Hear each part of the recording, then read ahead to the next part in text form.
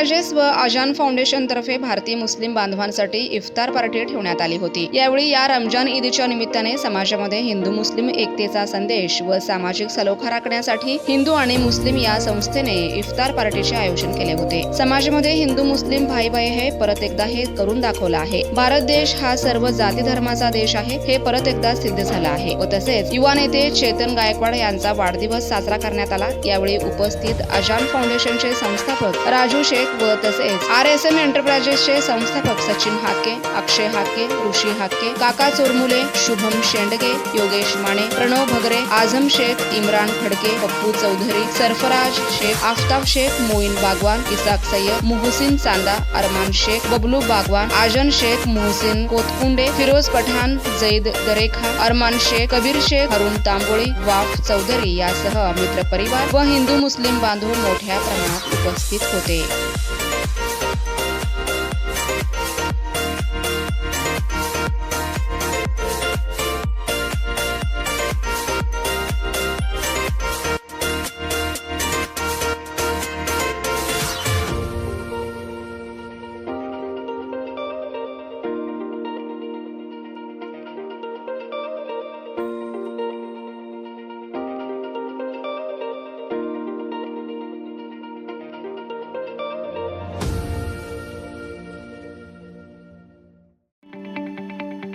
ताज्या बातम्या पाहण्यासाठी प्राईम महाराष्ट्र न्यूज चॅनलला सबस्क्राईब करा।